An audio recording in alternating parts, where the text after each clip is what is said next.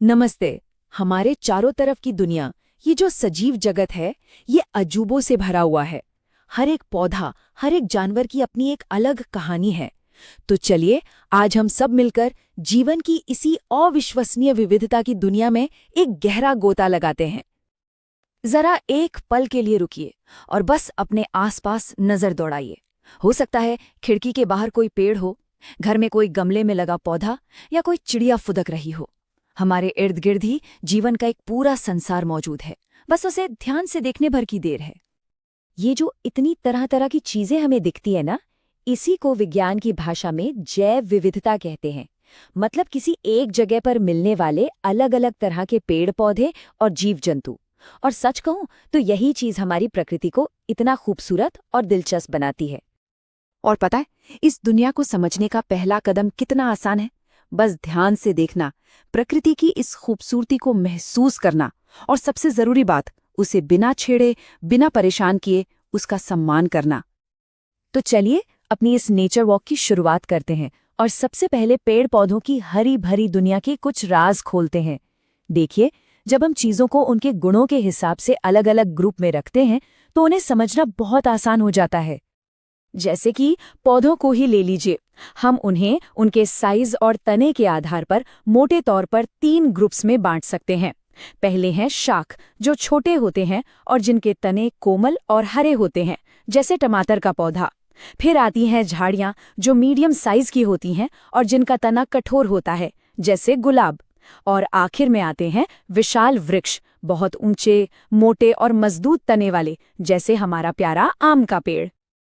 अच्छा, लेकिन उन पौधों का क्या जिनके तने बेचारे कमजोर होते हैं? यहाँ भी 2 टाइप हैं।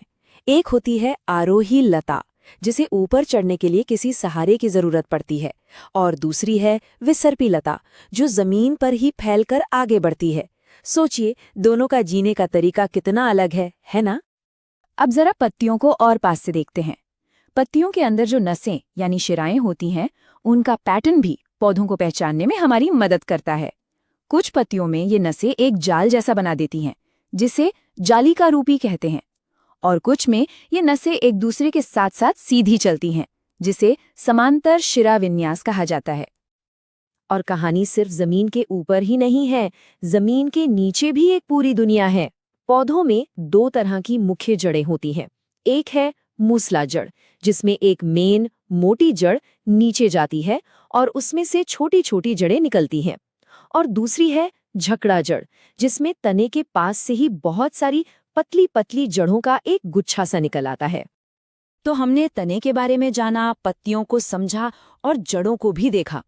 पर जो बात वाकई हैरान कर देने वाली है, वो ये है कि ये सारी चीजें, ये सारी विशेषताएं आपस में गहराई से जुड़ी हुई हैं। प्रकृति में कुछ भी ऐसे ही नहीं होता, सबके पीछे एक सिस्टम है। ये है प्रकृति का पहला बड़ा नियम।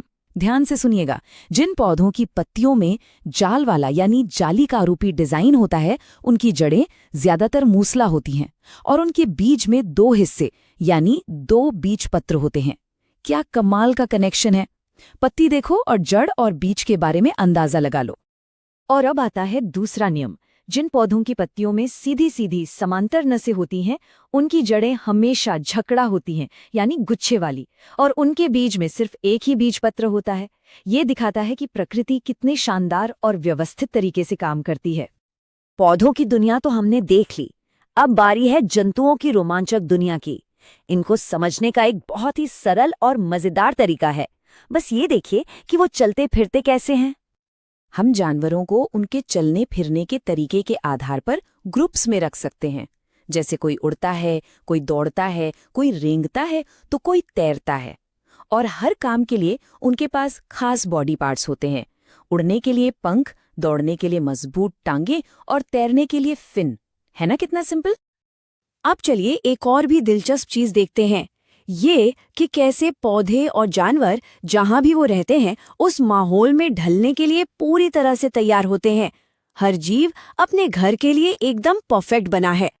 हर जीव के इस कुदरती घर को आवास कहते हैं। ये वो जगह है जहां उसे अपना खाना, पानी, हवा और रहने के लिए छत सब कुछ मिलता है। ये आवाज जमीन पर भी हो सकते हैं, जैसे जंगल, या फिर पानी में, जैसे नदियां और समंदर। तो हमारा पहला स्टॉप है रेगिस्तान। सोचिए, चारों तरफ रेत, तेज गर्मी और पानी की जबरदस्त कमी। यहां जिंदा रहना एक बहुत बड़ी चुनौती है। तो यहाँ के सर्वाइवल एक्सपर्ट से मिलिए। एक तरफ है ऊंट, जिसके लंबे पैर उसे गर्म रेत की तपिश से बचाते हैं और उसकी कूबड़ में खाना जमा रहता है। तो दूसरी तरफ है नागफनी, जिसका मोटा गूदेदार तना कीमती पानी को अपने अंदर स्टोर करके रखता है। यही तो है अनुकूलन। चलिए, अब इस गर्म रेगिस्तान से निकलकर चलते हैं ऊंचे बर्फीले पहाड़ों की ओर। यहाँ का माहौल बिल्कुल अलग है, तो जाहिर है यहाँ जीने के तरीके भी एकदम अलग होंगे। यहाँ देवदार के पेड़ों को देखिए, क्या कमाल का डिजाइन है। इनका आकार तिकोना यानी शंक्वाकार होता है और इनकी टहनियां नीचे की ओर झुकी होती हैं, ताकि जब भारी बर्फ गिरे तो वो आसानी से फिसलकर नीचे चली जाएं और टहनियां टूटे नहीं। ये है नेचर की स्मार्ट इंजीनियरिंग। और हमारी इस यात्रा का आखिरी पड़ाव है गहरा और विशाल महासागर। यहाँ जिंदगी पानी के अंदर है और पानी में तेजी से चलने के लिए एक खास बनावट की जरूरत होती है। मछली के शरीर को देखें, उसका शरीर आगे और पीछे से पतला और बीच में से चौड़ा होता है।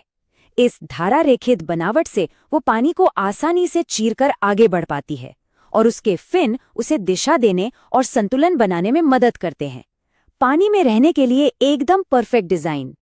तो हमने देखा कि प्रकृति कितनी अद्भुत है, कितनी विविध है। लेकिन अब एक बहुत जरूरी सवाल उठता है, इस अनमोल खजाने की रक्षा करना किसकी जिम्मेदारी है? ये हमारा कर्तव्य है। देखिए, जब किसी जीव का घर यानी उसका आवास ही तबाह हो जाता है, तो वो जीव कैसे बचेगा? इसी से हमारी जैव विविधता को भारी नुकसान पहुंचता है। इसीलिए प्रोजेक्ट टाइगर जैसे संरक्षण के प्रयास बहुत जरूरी है। और सिर्फ सरकार ही नहीं, पवित्र उपवन जैसी हमारी पारंपरिक प्रथाएं दिखाती हैं कि कैसे सदियों से समुदाय मिलकर जंगलों की रक्षा करते आए हैं। तो इस पूरी बातचीत का असली मकसद क्या है?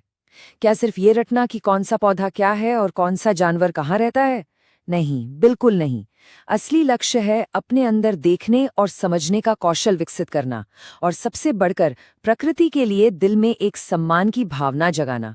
क्योंकि याद रखिए, हम जिसकी इज्जत करते हैं उसी की हिफाजत भी करते हैं।